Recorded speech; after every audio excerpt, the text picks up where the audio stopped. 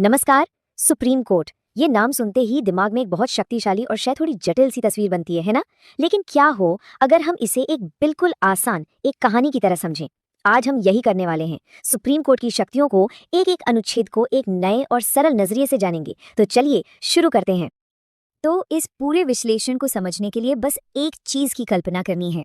सोचिए कि हमारा देश भारत एक बहुत बड़ा सा संयुक्त परिवार है।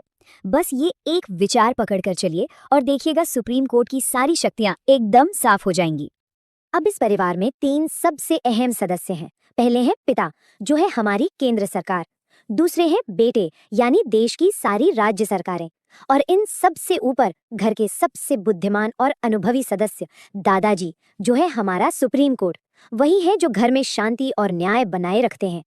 तो दादाजी की पहली और सबसे अहम भूमिका क्या है? वो है इस परिवार के असली मेन रेफरी।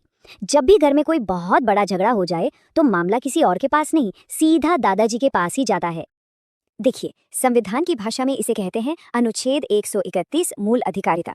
आसान शब्दों में इसका मतलब है, जब भी पिता यानी केंद्र सरकार और बेटों यानी राज्य सरकारों के बीच कोई टकराव होता है तो वो मामला सीधा दादाजी की अदालत में आता है। किसी छोटी मोटी अदालत में जाने की जरूरत ही नहीं। हाँ, एक बात याद रखने वाली है, ये शक्ति सिर्फ सरकारों के आपसी झगड़ों के लिए है, आम नागरिक और सरकार के विवादों के लिए नहीं। चलिए अब दादाजी की दूसरी भूमिका देखते हैं। वो न्याय की आखिरी उम्मीद कैसे बनते हैं, खास तौर पर तब जब कोई किसी दूसरी अदालत के फैसले से संतुष्ट नहीं होता। अनुच्छेद 132 ये कहता है कि अगर कोई भी मामला देश की सबसे बड़ी रूल बुक यानी हमारे संविधान के किसी नियम को समझने या उसकी व्याख्या से जुड़ा है तो उस केस में हाईकोर्ट के बाद अपील सीधा सुप्रीम कोर्ट में ही हो सकती है। ये पक्का करता है कि संविधान की बात हमेशा सबसे ऊपर रहे। अब अपील के भी दो मुख्य रास्ते हैं। एक तरफ है अनुच्छेद 133, जो जमीन, जायदाद और पैसे कौड़ी जैसे सिविल मामलों के लिए है, पर इसमें अपील तभी होगी जब हाईकोर्ट खुद लिख कर दे कि मामले में कानून का कोई बहुत बड़ा सवाल छिपा है। दूसरी तरफ है अनुच्छेद 134। ये तब काम आता है जब बात किसी की जान या आज़ादी की हो, जैसे कि मौत की सजा वाले मामले। मतलब साफ है, चाहे मामला प्रॉपर्टी का हो या किसी की जान का, न्याय का सबसे ऊंचा दरवाजा सुप्रीम कोर्ट ही है। अब ये जो लिखा है ना, ये सुप्रीम कोर्ट की सबसे असाधारण शक्तियों में से एक है। ये है अनुच्छेद 136, जिसे सब लोग स्पेशल लीव पिटिशन या SLP के नाम से जानते हैं। समझ लीजिए ये दादाजी का ब्रह्मास्त्र है। इसका मतलब ये है कि अगर सुप्रीम कोर्ट को जरा भी लगे कि देश की किसी भी अदालत, किसी भी ट्रिब्यूनल में किसी के साथ भी अन्याय हुआ है तो वो अपनी विशेष अनुमति से उस केस को सीधा सुन सकता है, कोई रोक टोक नहीं। लेकिन दादाजी का काम सिर्फ अपील सुनना ही नहीं है। उनके पास कुछ ऐसी सुपर पावर्स भी हैं जो ये पक्का करती हैं कि हर हाल में सिर्फ न्याय नहीं बल्कि संपूर्ण न्याय हो। जरा सोचिए, कोई इतनी बड़ी संस्था अपनी ही गलती माने और उसे सुधारे। अनुच्छेद 137 सुप्रीम कोर्ट को ठीक यही शक्ति देता है।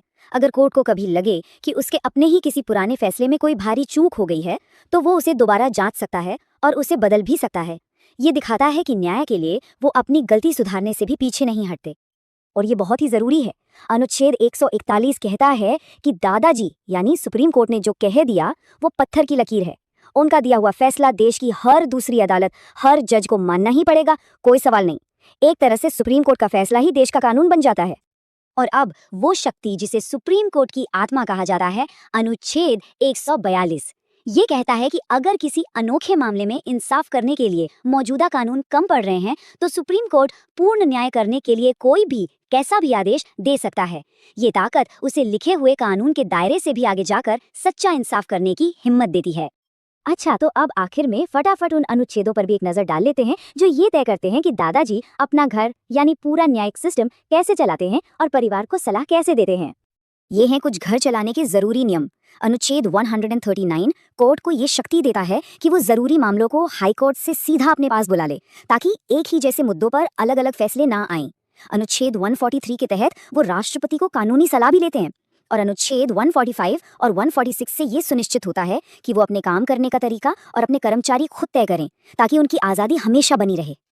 तो ये रही पूरी तस्वीर एक साथ। इस स्लाइड पर आप अनुच्छेद 131 से लेकर आगे तक की उन सभी शक्तियों का एक सारांश देख सकते हैं जिनकी हमने अभी अभी बात की।